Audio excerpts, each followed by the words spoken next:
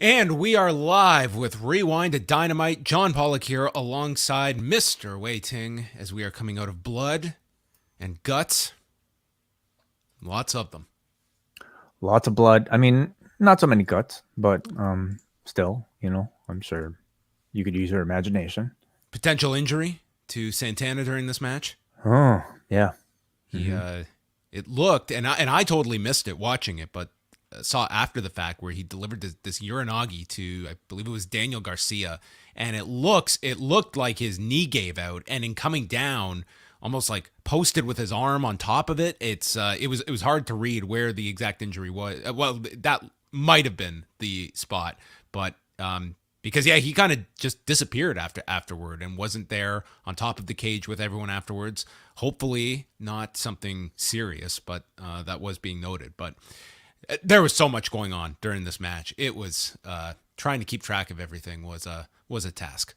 Yeah, and I don't know how much these guys were worried about that injury bug that's been going around. But the Dude, match like this. it's at I mean when you're watching, and there's the injuries we are aware of at AEW. God knows that there's probably others that exist. Mhm. And then you're watching this, and there's Sammy Guevara being thrown off a cage, and it's just, man, It's I the don't know. expectation. Well, it's like, are the expectations too high at this point when we're starting to just, it's one after another? We might have another potential injury coming out of this match. I mean, not to say it was the most the most risky maneuver, but regardless. They've been wrestling like this, for decades now. Like And this? I don't know, like this for I decades. mean, they go pretty hard on Dynamite, throughout at least Dynamite's existence, and really just this style, that's been taking place over the Indies, just everywhere else, you know. So this just happens to be a really big string of unfortunate incidents, and a lot of it not necessarily from matches like this.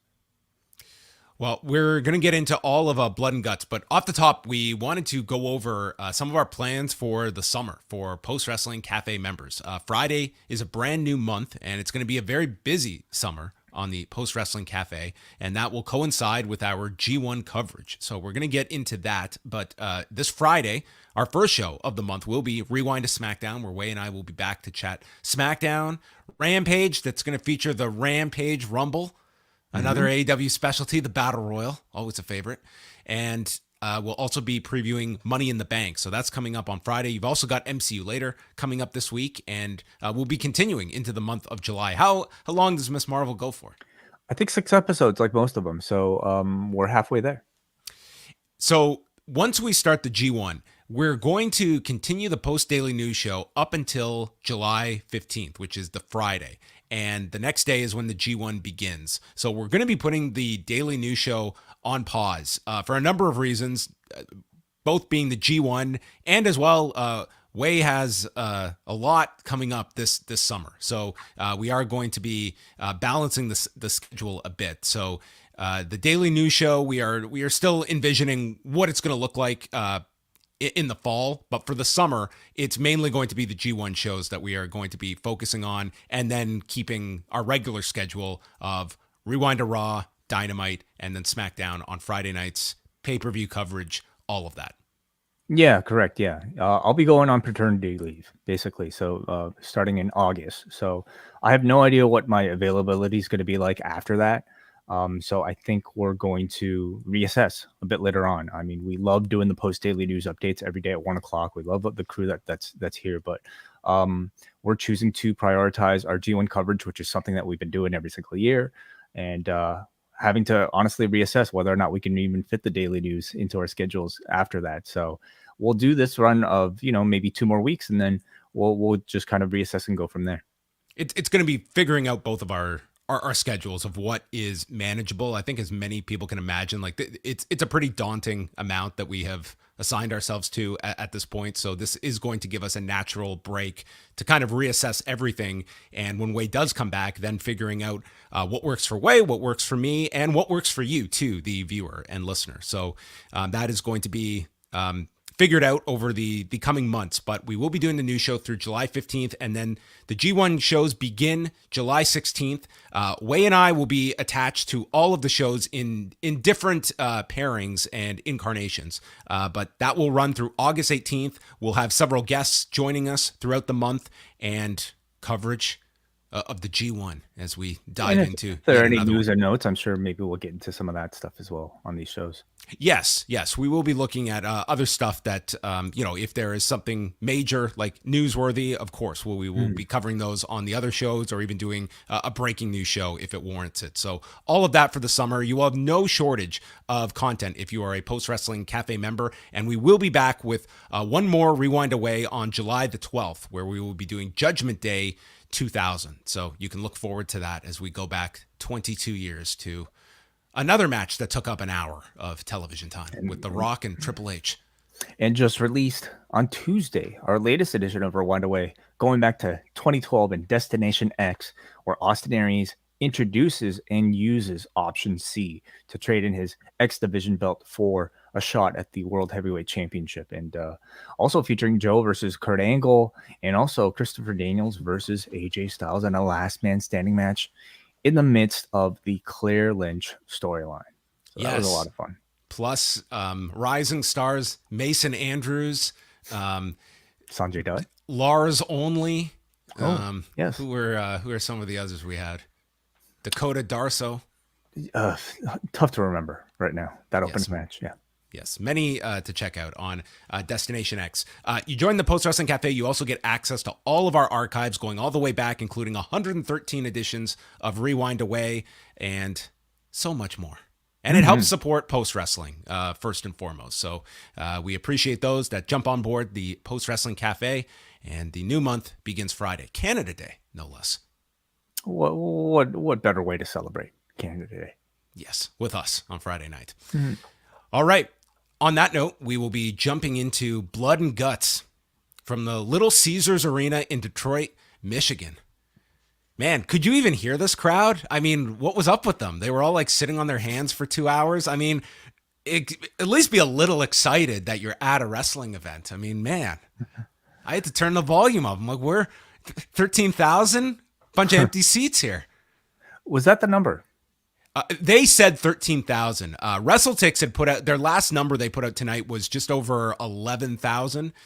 But they did open the broadcast saying 13. So I maybe all in they might have had 13. I'm sure we'll get the breakdown this week of like paid and comps. But goddamn was this crowd loud. And they did not let up for 2 hours. They sounded every bit of the 13,000. Yeah, this was I feel like we say it every single week, but this was absolutely one of the hotter crowds I feel like I've heard this year. I mean, this was one of the biggest crowds in Dynamite's history. Not the biggest, but close to it. I mean, this was a pretty sizable audience for them, and first time in Detroit. And I imagine a lot of Canadians in attendance, including our own Braden Harrington and Davey Portman. So follow their adventures on their social media. I'm curious if people from Toronto, like if a high percentage went down. Like, it is the middle of the week. It's not the shortest trek down to Detroit. It's it's still a 4+ hour drive. And that's why I always look at like Wednesday. It is a tough night to get people traveling, but maybe Braden and Davey were indicative of this is the closest. If you're a fan in Toronto, this is the closest that AEW has come so far. And it's not just a random edition of Dynamite. You know, it is a big one. It's a Blood and Guts. It's a pay-per-view level feeling of a Dynamite. So I think it probably would be one that a lot of people took time to make the trip. Yes, it was that show where you're like, you know what? If I'm gonna get glass and skewers, then let's get in the truck and get down to Detroit. It opened with Orange Cassidy and Ethan Page, and Orange Cassidy, Pixies are gone, they're out. Jefferson Starship's Jane is now the new theme for Orange Cassidy. Yeah, so this was what he used in the Indies? Is that the idea? Yes. Yeah. So Fightful reported this a bit earlier. Tony Khan was not so happy that somebody leaked this information. We didn't get it on Sunday, but they finalized the deal. And did he say that he was upset this got out? He was not upset at the fact that it was reported. He was more, I think, upset that somebody within whatever inner circle that would have been aware of this had this information out somehow. Yeah, that's who cares. Well, people went nuts for him. He came out, big reaction here, and he's out with Trent and Chuck in the tie-dye tracksuits. Tie-dye tracksuits, sure. Why not? Everybody's investing in kooky gear these days. Dan Lambert cut a promo while he was carrying a container of orange juice, and he's surprised that Orange Cassidy is strong enough to pull up those skinny jeans, and he's facing a real heavyweight in Ethan Page, and points out that unless Chuck Taylor and Trent Beretta can show their manager's licenses, they need to get out of here. And he's just being berated by chants of shut the fuck up and then bullshit as Trent and Taylor are sent to the back in their tie-dye tracksuits. And it was deafening here as they were getting all over Dan Lambert. And this match, Orange Cassidy worked this match as Orange Cassidy.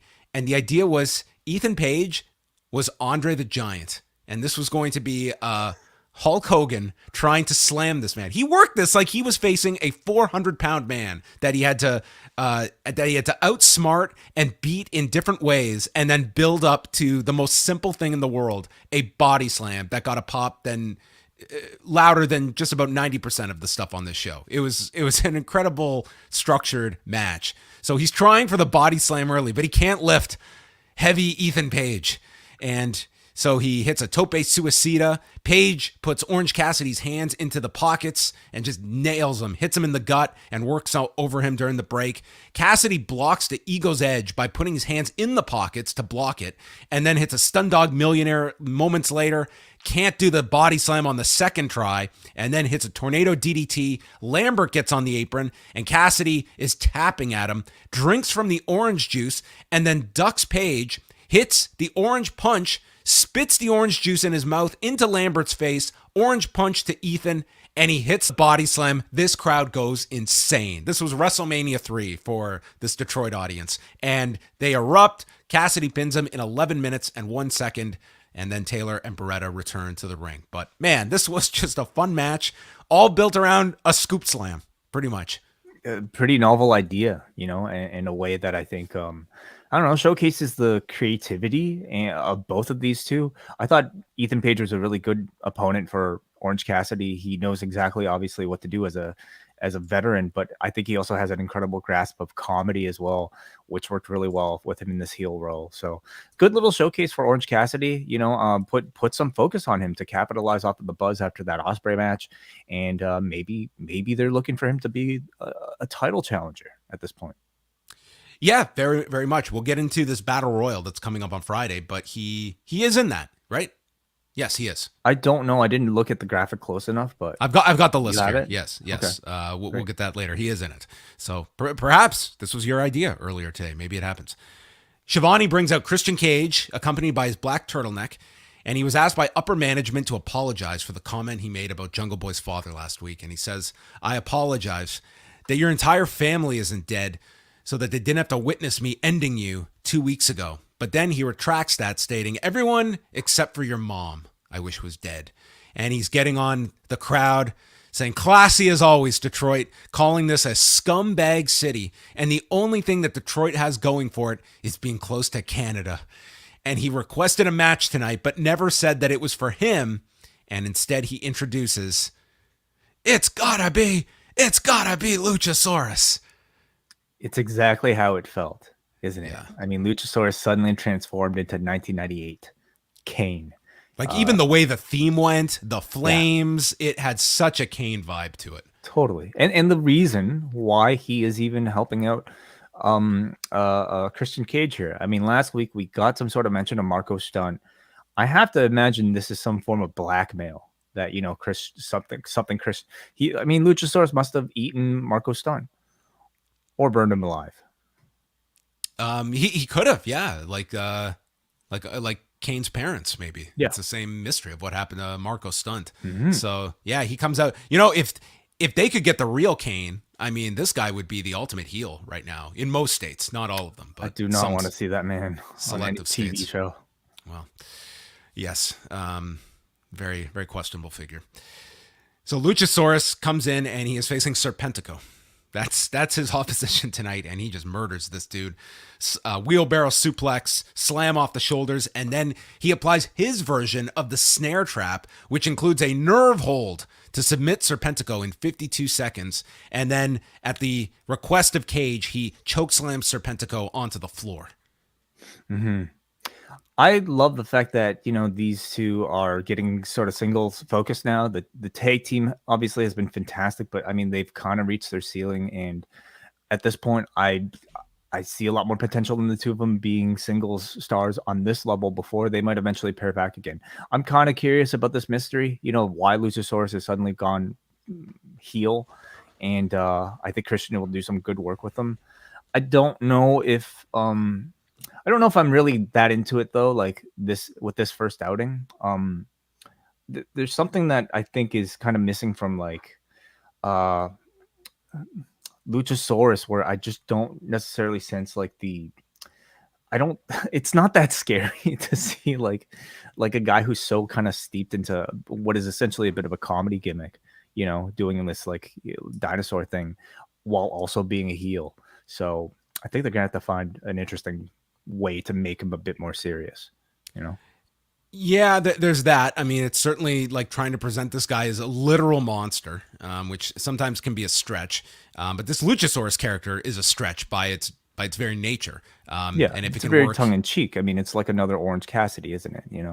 Yes, very long tongue in cheek. Yeah. Yes. So, yeah, but it very much feels like they're going like for the same kind of dynamic that Christian had with Tomko, like his problem solver. Mm-hmm. Yeah.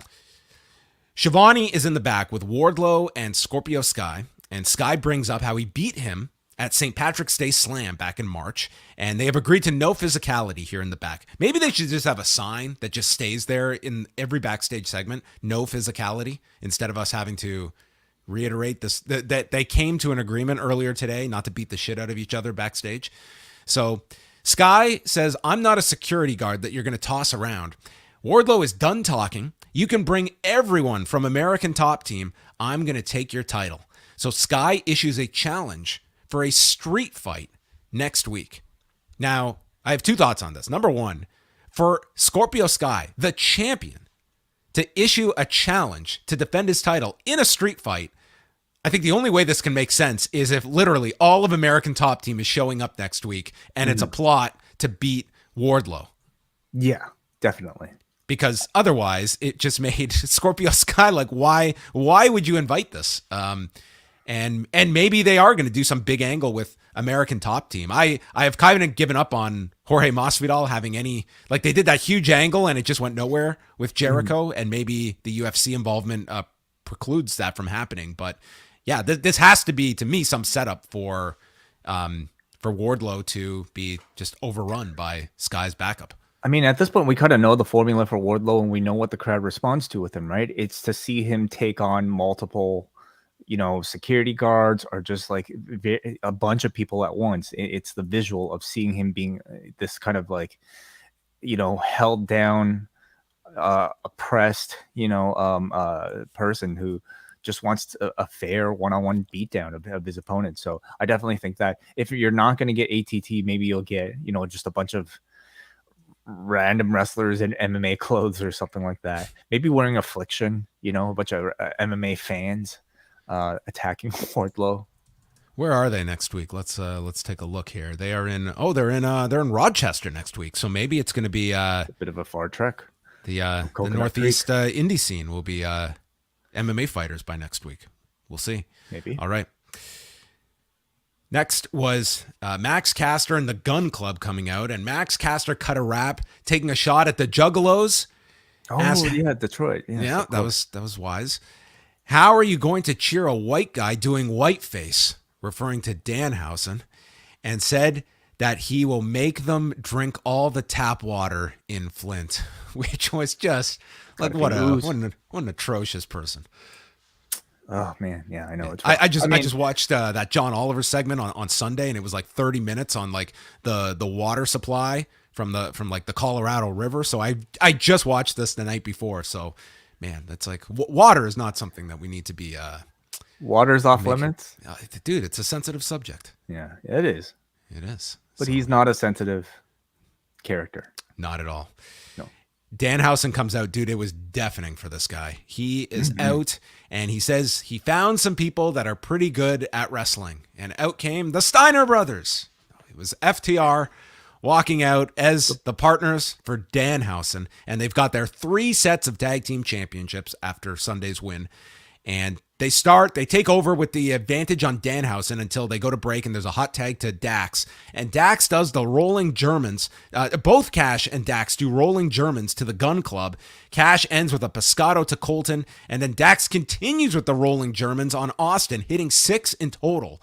And then we had this spot that it just looked like this kind of fell apart. So Austin goes to take a hip toss from Dax, but he loses his footing on the landing. So then Austin goes for his own hip toss, and this totally gets messed up where they can't complete the hip toss, and it looks like they just crack heads, and Dax looks pissed, and they're just laying down together, almost like regaining their bearings, and Taz is just saying, well, Dax tried to block the hip toss.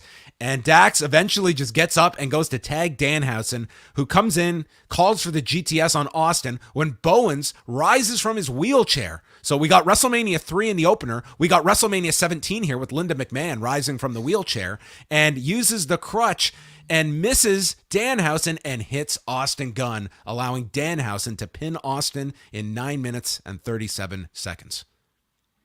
Yeah. Crowd was again electric for this one. Just the combination of Danhausen, a fan favorite, with FTR as a surprise, even bigger fan favorites. It really provided a really crazy atmosphere. I thought the match itself was just kind of, maybe a little bit disappointing considering like FTR's presence in it. I thought it was maybe missing some hot sequences in the finish, and the hip toss stuff to me, like really just, it was like came to a screeching halt at this point. Like it just felt like they totally fell off the page with one another before it. But yeah, this was one that really just relied on the crowd being so hot as they were. I wouldn't say this was, this is probably not one that FTR was cheersing to in the back with alcohol. Oh, they deserve a bit of a, whatever. The reception was good. Big surprise at the end, although I thought like the crutch thing was a little bit clunky, but maybe that part of that will play into the story of whether or not, Bowens might have intentionally done the attack. I think it's also worth mentioning, like Colton Gunn is still relatively very inexperienced here, and his confidence in the ring, I think, still continues to really impress me. The Gun Club and Acclaimed are in the ring, and Austin's all pissed, and it leads to Billy shoving down Austin and siding with Max and Anthony as Colton and Austin leave. So he has new kids. Evidently. I didn't take this to be a full-on breakup, but just, seemingly teasing further dissent now that Anthony Bowens is available. How did anything stand out to you? Not really, other than this is, for all the depth of this roster. I mean, these guys get a lot of time. They're an overact. Yeah, Caster is very popular. The Gun Club, I think, have really taken big strides. It seems like they've been largely portrayed as baby faces, even up until Sunday. Basically destroying the LA Dojo in like a handicap match with, Daddy Gun. Sorry, Daddy Ass. Destroying the LA Dojo almost single-handedly, and then here they're back to being heels. Yeah. Is this going to lead to more Billy Gunn wrestling? Oh, only on pay-per-view, John. It's a special occasion. Guy's 58. Yeah, looks like something else. Incredible look at 58. Yeah. We go to a segment with Sanjay Dutt, Jay Lethal, and Satnam Singh, and they are challenging Samoa Joe to sign the contract to meet Jay Lethal at Death Before Dishonor for the television championship. So will he sign? They mentioned the pay-per-view, so they could promote. This is the only mention of the pay-per-view on the show, I think. Mm-hmm. Half the show was a match, so I guess, not that much to mention as yet. They did bring up the fact that Daniel Garcia attacked Wheeler Yuta on Dark, and that you would think is a potential match that you brought up today for the pay-per-view as well. Jade Cargill against Leila Gray for the TBS Championship. Just a destruction here by Jade. Gray got in a little bit of offense before Jade blocked the Bulldog, pump kick Jaded in a minute 56, and she moves to 34-0. Afterwards, Jade gets on the mic telling Stokely to find her some real competition, and Stokely explains that last night Jade put out an open challenge for anyone, and who seized the opportunity? Someone that doesn't even work here. Someone that doesn't even have a W-2 seized the moment in Leila Gray. And Hathaway then addresses Chris Statlander and Athena, saying, "You two aren't overlooked, you're just lazy." Brought up some valid points here. Open challenge, where were they? And the two run out and they attack Jade and Kiera Hogan, and they're setting up for Athena to hit the Eclipse when all of a sudden Leila Gray shoves Athena off the top, and we certainly got the indication that Leila Gray may be the next baddie. Yeah, seems like it. Yeah. I mean, with Red Velvet out, they needed somebody. I think I personally would have been pretty excited to see Sunny Kiss in a role like this. But I think if you're going to do matches, 3-on-3s, and having somebody constantly maybe get involved and be setup person for Jade Cargill, it makes more sense to actually have somebody who wrestles in the women's division. And I didn't get to see much of Leila Gray here. I know she's probably been very active on the other shows, but I didn't get much of a sense here in this squash match. But as far as like the look, I mean, she absolutely fits in. She, from what I can tell, like does some modeling. And I look forward to seeing, how they interact and build her character.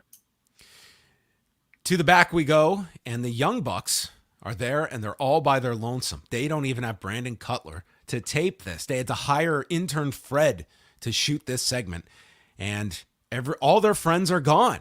Kenny's out, Red Dragon's not cleared, and now Adam Cole isn't cleared, and they've just got their belts, and those are their friends. But the Forbidden Door is still open, and this Friday, they're going to take on Yoshihashi and Goto. Yes. And if Goto and Yoshihashi can beat them on Friday, they'll get a future AEW tag title shot. So, Goto is bound and determined. He's going to get some gold in this company. He's had multiple tries over the last few weeks. This is his latest attempt. I mean, I don't know why I didn't realize he liked AEW so much. Are these guys just like hanging out in the US now? Just like waiting to do AEW shows? They're staying at least for, another 3 more days to get to this point. Yeah, who knows? I'd love to follow the two of them on their adventures. What are they doing in the US? How are they killing, time on Monday and Tuesday before doing this? Yeah. What are they doing in Detroit? Yeah, the loose explosions of Yoshihashi and Hiroki Goto on the road. So Rampage on Friday, which is being taped in Detroit, we'll have the Young Bucks against Goto and Yoshihashi, Nyla Rose against Toni Storm, and a Royal Rampage, AEW's favorite, a Battle Royal to determine the next contender. Well, not just any Battle Royal. This is a double ring Battle Royal. Yes, you're right. It will have 20 men, and they listed. They had the images of everyone on the graphic. So, dude, I had to pause this. I'm like squinting to try and make out everyone. I tweeted out that Miro's in this. I mistook him for John Silver. So we've got Hangman Page. Number one. Why is Hangman Page in this Battle Royal? And why was he not on the last one? That was my only gripe that I have of this one. We don't know what the process is of signing up for a Battle Royal. Could be a sign-up sheet and first come, first serve. That was not the explanation last time. The last one was, I'm not getting a title shot anytime soon. Oh, okay. Well, I don't know. Okay. Well, he's in this one. So I guess whatever that was, it wasn't too severe because now he's going to have a chance to get a title match. Yeah, he did. Well, he didn't win. He lost. He's coming off a loss on Sunday. So that qualified him. Okay, right. John Silver, Orange Cassidy, Roosh, Frankie Kazarian, Ricky Starks, Powerhouse Hobbs, Keith Lee, Konosuke Takeshita, which is not the worst idea to have Takeshita win this, Swerve, Darby Allin, Butcher and the Blade, Max Caster, Matt Hardy, Dante Martin, Brody King, Dustin Rhodes, Tony Nese, everyone's pick, and Penta. If I got all those right, I hope so. I think so. I honestly wasn't even following you so much, but as far as like front runners here, who are you thinking? I mean, this is probably going to be a TV match, right? So, Mhm. like Hangman almost feels too big. So I Yeah. don't know about Moxley and I mean, you know what? Could they hold this off that long for Battle of the Belts? That's like a month When away. is that? Month That's like away? I It's it's like possible. early August. Possibly. Yeah, it's Um, possible. But I mean, obviously, Orange Cassidy is somebody that I could see them putting a lot behind right now. this is technically Rush's AEW debut. Okay, yeah. Um, I Um, would kind of if this is just to build up something in like a week or two, mhm. Moxley and Takeshita to me is not the worst idea. I think that would be a tremendous match. Takeshita lost. He had all that momentum after the Hangman match, and I think like it's AEW. Like if you don't capitalize on it quickly, it's gone. The match would be awesome, but I don't think he's a known enough name at all, to make any sort of major difference in a title match situation. Who is in this match? I mean, I think Orange Cassidy is at least a bigger name, to somebody. Penta is a bigger name. Keith Lee is a bigger name. Um, Swerve, you know, Darby feels like it's too big. That I think it's a match that you'd probably want to hold off on. But I mean, he's also possible as well, and don't really see the others so much that are here. Well, by the time people are listening to this, they can probably see what the answer is. So there you have it. That was the lineup for Rampage.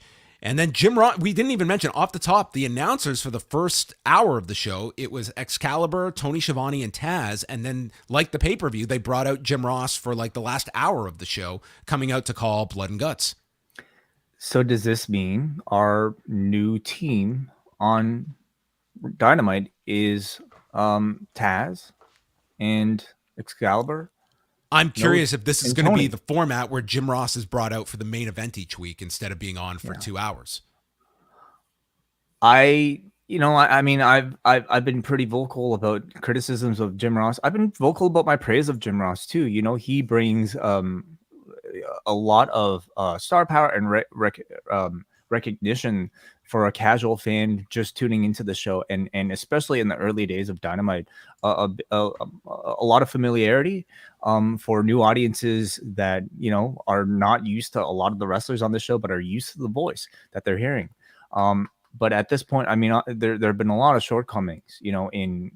It's been clear that Taz has been outperforming him on some of the other shows, and maybe coming off of the great reception that I think Taz had off of Forbidden Door.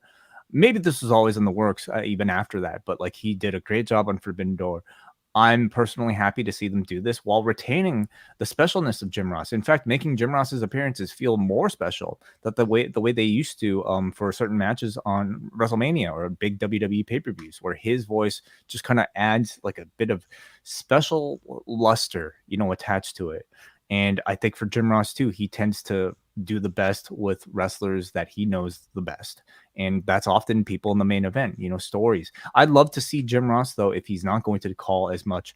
I'd love to see him do more work in the backstage, like interviewing and things like that, where I think that's where he really shines. So I'm if this is a permanent setup, I'd be very happy with it. Yeah, I think this show needs more of those kind of sit downs, but I think they're very conscious of non-wrestling content on this show. I think there's a concern of when there isn't wrestling that people are going to tune away, and and they're going to have their data that supports or counters that argument. But I think using Jim Ross for like the big match, I think he can still be very effective in that role when it's the big title match, and you also make it special, like when he comes out, and this guy got a huge reaction when that music played and he came out. And the same on Sunday. So we got a really nice video package for Blood and Guts featuring comments from Dean Malenko, from Ruby Soho, speaking about the people that Eddie Kingston trusts that are in this match, and also people he does not trust, mentioning Claudio, and then other comments from Excalibur, Schiavone, and setting the scene for what was mostly the entire second hour of the show dedicated to Blood and Guts. You're speaking of video packages, and I mean, a video like this, you're not always going to get a big match like this to promote on Dynamite, but when you do, or even if you don't, I think this sort of video package really does help create that much more anticipation and, audience retention, I hope, when it comes to main events. It just like, it was, it was great to hear like non-participants speak about it, and in particular Ruby Soho, who played a big part in the match, but this was just kind of their way of setting up her relationship with Eddie Kingston, or at least, I like that. It set the run in, like for those that forget about like the Kingston Ruby connection, like this video package at least refreshed that for you, and it totally made sense instead of people questioning why is Ruby running out. And for a match like War Games, I mean, having a name like a Tony Schiavone or a Dean Malenko occasionally pop up just to kind of talk about their experience with it, I think adds a whole lot to the grandeur of the entire presentation. So the Jericho Appreciation Society continue the trend of big matches. They come out in matching outfits, this being red top hats and red mesh shirts. Because of blood, I guess. Yes, I guess so. Yes. Although this would have been a great time to use white. Yeah. They had talked about doing their Backstreet Boys outfit. They could have just been all in white here. I mean, it would have been red by the end. Ortiz had like this red and white paint all over his face and his bald head. This was such a cool look for him. Yeah, he's gonna make the bald head work for him. For sure. Regal joins commentary. He's just screaming. Jericho's going to get his comeuppance tonight. So the way this is structured is that two start with a 4-minute period, and then every 3 minutes, a new entrant enters until all 12 are in the ring, and then it's submission or surrender when the blood and guts portion begins.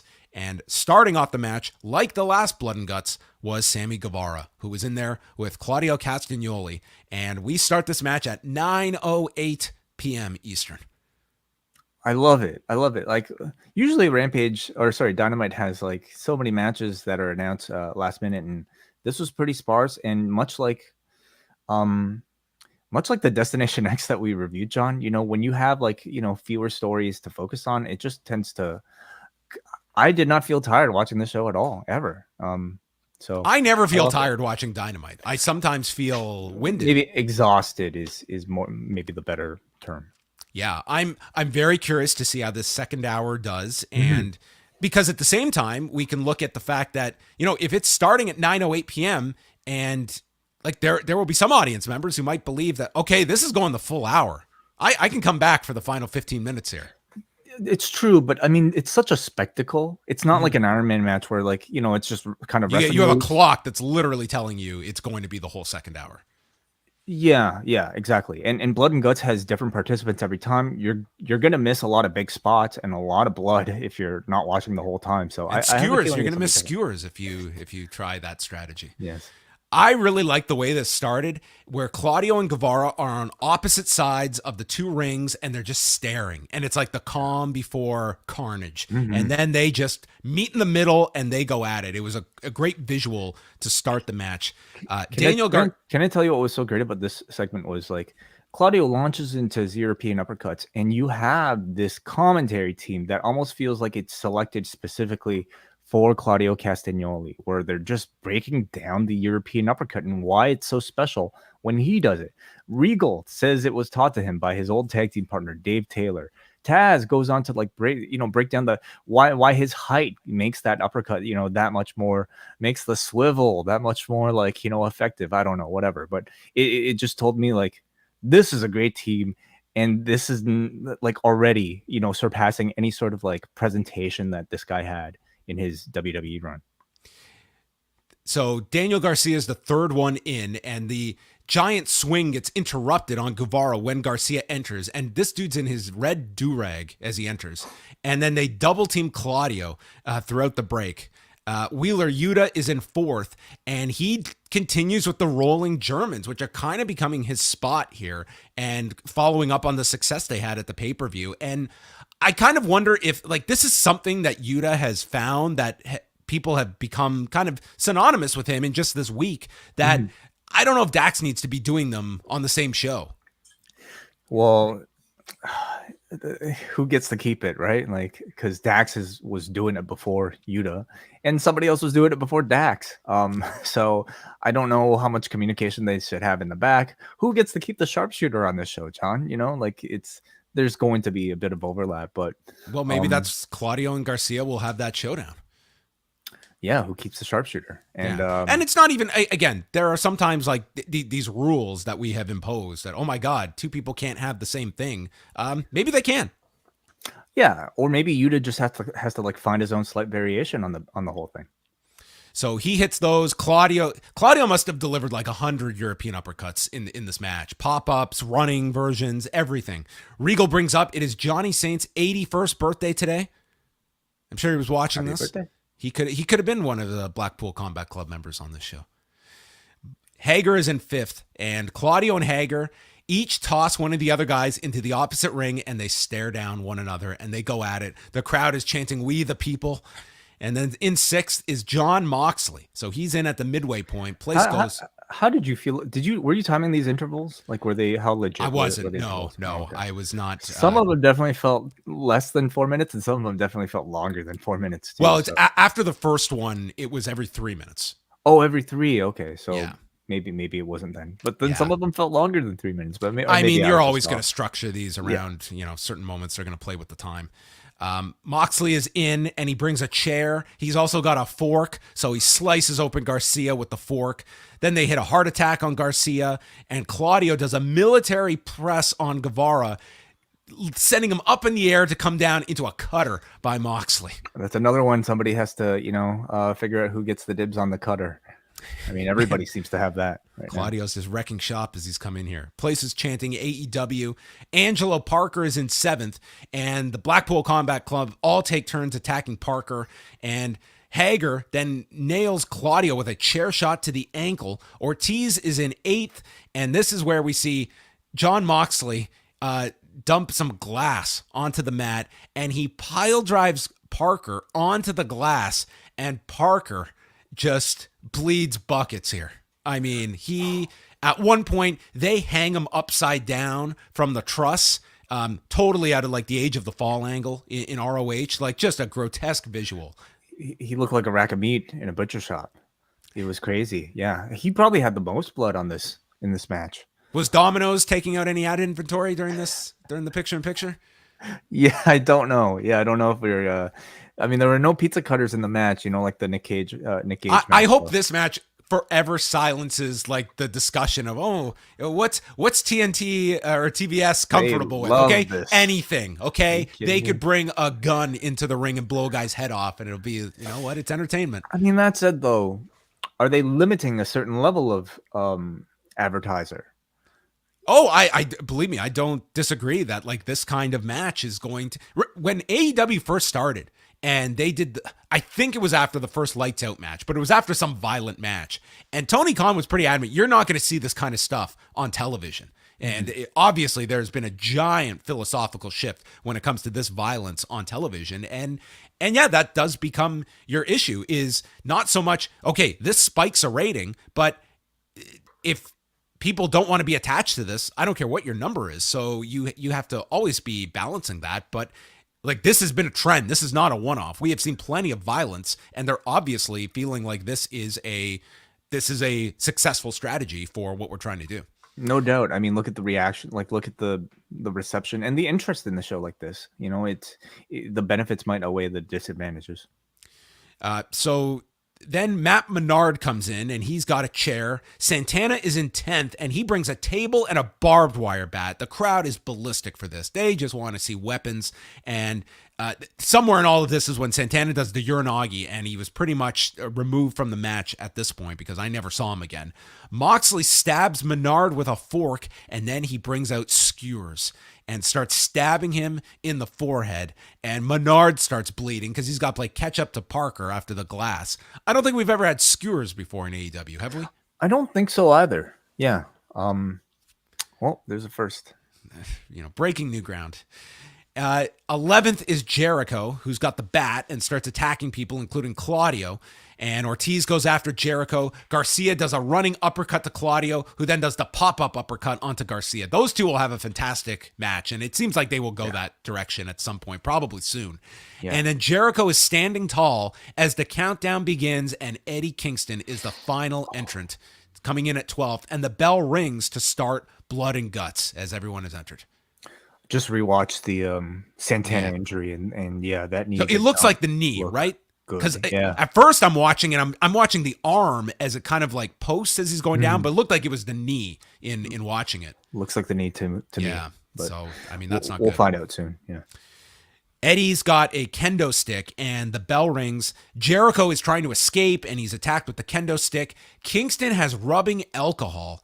And listen, I was doing a million things here. It seemed like they had a lot of trouble with this rubbing alcohol because at some point, Ty Conti is trying to shove the bottle back into the cage and it's all just squirting out. And I don't think this even led anywhere with the rubbing alcohol. Am I wrong? Yeah, it didn't. So yeah, it makes me wonder if they had a bigger spot. Of course, like Kingston's whole thing has been him wanting to burn Chris Jericho. And I don't know if that was, I thought for sure we were getting fire in this match because of the whole fireball stuff. And I don't know if it fell out of the cage because the hole in the fence was too small to get the thing of rubbing alcohol. So as she's shoving it in, it squirts all out of the bottle. Something happened that probably got messed up. You know, maybe at one point, like it fell through the cage, like onto the floor. And then at some point it just maybe. Yeah, the fact it was introduced and there was no fire or anything like that, I'm sure that probably was a mess up of some sort. Kevin is saying they squirted the rubbing alcohol in picture into open wounds. Okay, so maybe they did use it. Yeah, I don't know if that was the sheer purpose. I mean, isn't that helping the wound? You know, you're cleansing the wound. That's kind of that's to me not exactly. No, maybe it was. You know, yeah, but Eddie did that as soon as he got in. He was like squirting it at Jericho and stuff. It's like I would imagine, and Conti was physically trying to get it back to Jericho like he needed it, and then emptied the bottle. So we're gonna get the podcast from Chris Jericho explaining everything. Yes, we'll get the whole breakdown. So Hager gets powerbombed through a table, and then Yuta and Moxley bring thumbtacks in. Claudio tears off the ring canvas, exposing the wood underneath. Menard takes a suplex from Moxley onto the tacks. And then this is when Ange is hung upside down on the metal truss as he's bleeding. Just what a photogenic moment. Jericho uses a fire extinguisher on Kingston, and this is when Ty attacks the referee, grabs the key to open the door, and Ruby Riott runs down to attack Conti, and the place is going wild for this. Conti is taken out by Ruby, and this allows Jericho to get out of the door and for whatever reason climb on top of the cage. Because only good things happen when you leave to go to the top of the cage. Was there some sort of escape he was trying for? Like, was he trying to flee somebody maybe? I mean, the door was opened by Ty and he just exited and then climbed. I guess that was the idea. Yeah, he was fleeing. But I would flee to the back. I wouldn't flee to a place where I have no escape from the top other than down. So he gets on top and Kingston follows him. And listen, for these last 10 minutes, I don't know how many people are like flipping through channels in this day and age, but if you are and you saw this, you're stopping on this. It's like the long shot of everyone on top of the cage. Kingston and Jericho are going at it. Guevara climbs up and Kingston tosses Guevara off the cage through the landing area on the floor through like the setup that they had. So that was your big crazy spot off the top of the cage. Kingston and Jericho are alone. We go through picture in picture with these two. I just hope that all of the other guys knew that the cameras were on Kingston and Jericho pretty much the whole last 10 minutes. And I just hope they weren't doing anything because none of it was showing. So these other guys, I don't know what was going on because it was forever that they were on top of this cage. Well, they probably weren't just, lying down and talking to each other. I mean, well, I hope no one was like getting dumped on thumbtacks is what I'm saying. Or doing anything that they thought that they were on camera because they weren't. It was a long period that it's just focused on Jericho and Kingston. I have to imagine in their mind, there's still 13,000 people here that they weren't just going to, But no, everyone's looking at Jericho and Kingston. If you're in this arena and you're watching those two on the top, you're not paying attention to whatever's going on in the ring. So Claudio, I've been pretty good this week. I haven't had any Cesaro slip-ups. Claudio climbs up. Menard follows him. I thought Menard is like climbing to his demise. There's a giant swing to Jericho on top of the cage, which was close enough to the edge that, man, if you ever got dizzy delivering this swing and you're Claudio, my goodness. Yeah, it's really scary.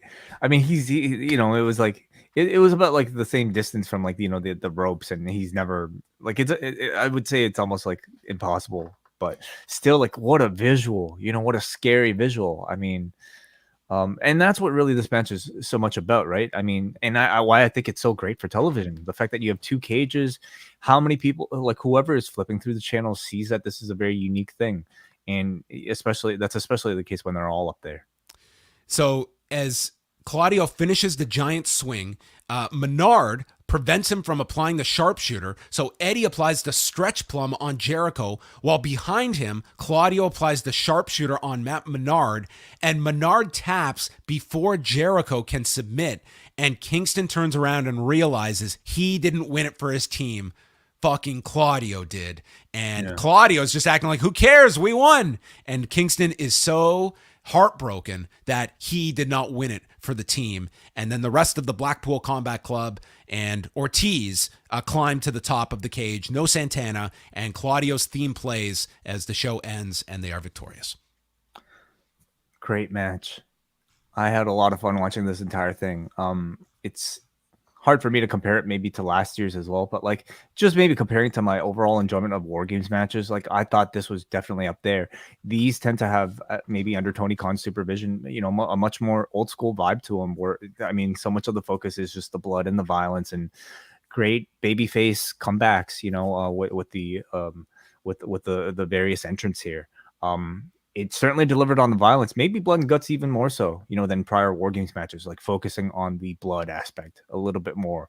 And it certainly delivered on that. You got your thumbtacks, you got your glass, you got your big spot on the top of the cage. I thought it was very satisfying in that sense.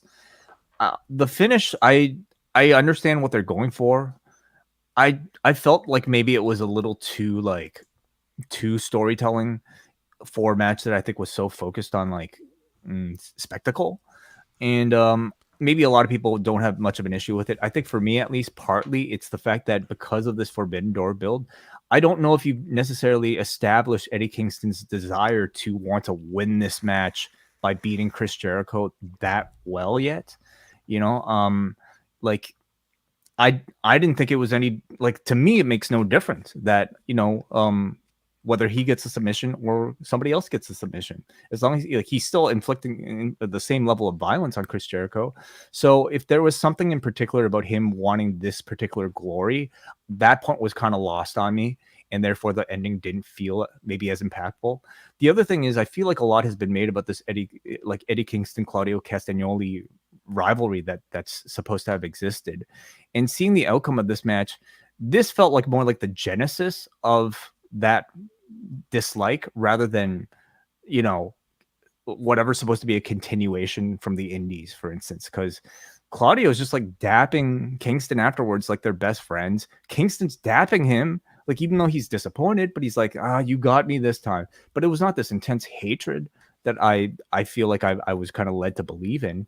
And that's fine. Like, you want to see the stories play out on TV, but it felt like this was more the opening chapter. And I don't know if maybe the audience, we got ahead of ourselves with like expecting too much to begin with their hatred of each other.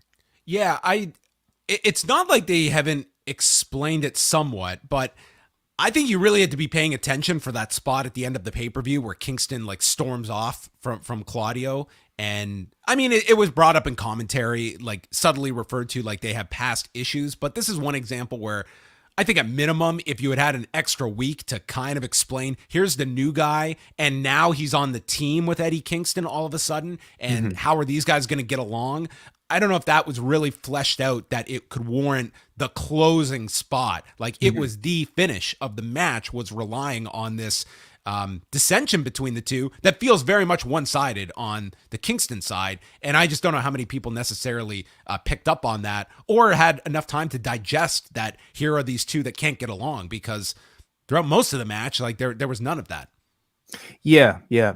So, I do kind of chalk up the quick turnaround between having to promote a pay-per-view that has very little to do with that story to this as maybe part of the reason for it.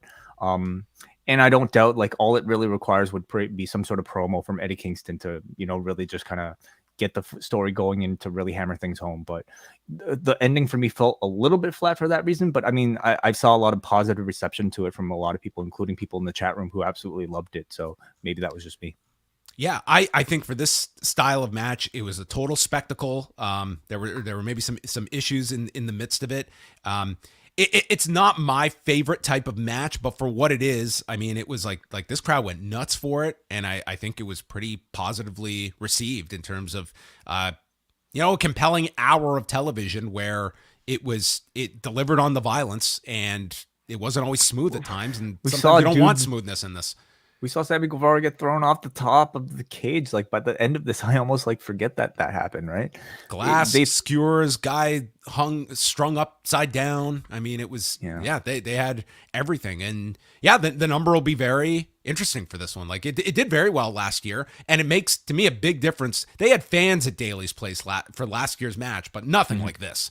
Not 13,000 people. No, and that makes a big difference to me. happening. Like, Yeah. having them, like, they were on the edge of their seats for pretty much the whole show, to be quite honest. Like, this was a In pretty incredible anticipation for crowd. this, I would say, if it was any Dynamite, I mean, I'm sure they would have been loud, but because they knew that they had this incredible pay-per-view level match to look forward to, maybe that played into, how great they were. But I great haven't crowd. seen Rampage results yet, but I wonder which match had to follow this. I wonder if you like put the Bucks out after this to follow it. Or probably the Rumble, don't you think? I don't know if I'd follow this with a Rumble. Don't you I think don't the know. Rumble would start Rampage? Well, at the sake of getting a million tweets tomorrow, let's just say that it's who knows, because people can just look up the answer. But there you go. That was Dynamite, a pretty big episode of the show from Detroit. Yeah, I mean, I love shows. I love albums that are like shorter, like you keep it to 10 tracks, but if they're all great tracks, I tend to come out of the album thinking that it's a great album versus something that's like a double album with a bunch of filler and like ten of the same great songs. And this kind of felt like that too, where like in the 2 hours, how much of the 2 hours was I compelled and was I just completely entertained? And for this show, it was pretty high. The first hour, I mean, I think the crowd really carried a lot of that stuff along, but no, I'm not thinking about anything from the first hour. I'm thinking about that entire incredible match at the end. So, thumbs up. All right. Where do you want to go next? We should go to we have one super chat here from Fact Channel who sends us $2 super chat. Thank you for the support, Fact Channel. He says 5-star Blood and Guts. So we'll see. What did you guys rate it? Well, let us know in the comments. Okay, let's go to feedback, John, from the forum. Noah from Vaughn. Guys, that was freaking insane. And that ending was just perfect as it sets up Eddie to go after Claudio for stealing his moment. Huge props to all involved in making both Anarchy in the Arena and now Blood and Guts into spectacles that will be remembered for years to come. Do you have a preference of Anarchy in the Arena to this because they came in such close proximity to one another? I kind of lean towards Anarchy in the Arena. They've both proven to be like really special on their own, and it's a testament to all the people that have helped make those matches what they are, especially this year's iteration. I mean, I have some recency bias here, but man, there's really nothing like, I think, seeing the double cage and the structure of like the time, the intervals and all that. And I love war games, so I might be more partial to this right now. Let's go up next to Tanise from Georgia, who says Dynamite had a slower pace this week, and for a good reason. Orange Cassidy's new theme has to grow on me, but it's a good opener. Jade has all the tools to be a star. Whatever she drops the belt, send her to stardom and let Fuka do some fine tuning. Christian was great as he was last week. It was a little silly but effective. TK must have been listening to Kane's theme planning Luchasaurus' heel turn. I know FTR is hot, but it would have been cool having Motor City Machine Guns being Danhausen's partners. I know, wishful thinking. That would have been cool. I'll just say, I think we're almost trained to believe that, but I kind of like when they use people that you've got at this point rather than Yeah. doing the outsiders. I know it gets the pop and it would have been a big reaction, but I just think, man, you have so much. You use the people. I was actually happy that they used Yeah. FTR because I thought the same thing when he was teasing it. Like, are they just going to have a surprise here to show up? But you've got so many great TV teams. time is so coveted right now for every single person that is on this roster. And especially in the case of somebody like FTR, if they weren't going to be a part of this, they weren't going to be a part of the show. And they were arguably, one of the bigger stories coming out of Forbidden Door, winning both championships. So I think they needed some presence. And yeah, like on a show with such limited time, it was probably the better move. Okay, we go to, he says, Blood and Guts was messy, but in the best possible way. I loved everything about this. With all the plunder, the scariest thing for me was the giant swing on top of the cage. Durag King Daniel Garcia is a real one, and Santana looks like he messed his knee up. I hope it's not severe. Yeah, hopefully he's okay. Anthony from Detroit. I work at Little Caesars Arena and I was at the show tonight. I've been here for Raw, SmackDown, live events, and UFC, and I've never seen a crowd like this. 100 to 200 deep in line to get in 30 minutes before the doors open. Not many kids. We even had a bachelorette party. The fans, what a place to go for a bachelorette party, for blood and guts. The fans enjoyed the show, reminding me of an ECW crowd. I don't watch wrestling anymore, and I follow the product through you guys. Great choice, Anthony. I get bored at WWE events, and I wasn't bored tonight. Tony Conti's bringing a pay-per-view and to Detroit. Can't wait to hear your review of the show tomorrow. Well, thank you very much for the feedback, Anthony. I would totally, like after this show and what you drew in Detroit, this is what you drew in a midweek. Yeah. Like you could certainly, like Detroit, I'm sure will be a regular stop for them after this. Sure, it would be. And, would that play any role in maybe the timing of a potential Canada show with it being so close to the border? I wonder. But yeah. I would love to see that. We go to Brian from New Jersey who says, hot show to follow a pay-per-view in front of what looked and sounded like a hot crowd. While Anarchy in the Arena had more excitement to me, I still got a lot of entertainment out of the semi-controlled chaos of Blood and Guts. As silly as the mattress as a timekeeper a timekeeper's table looked, Sammy's dive came off better than Jericho's in last year's match. Absolutely, yes. Bummed about Santana's fluke injury. Didn't anticipate hearing Orange Cassidy come out to Jane again.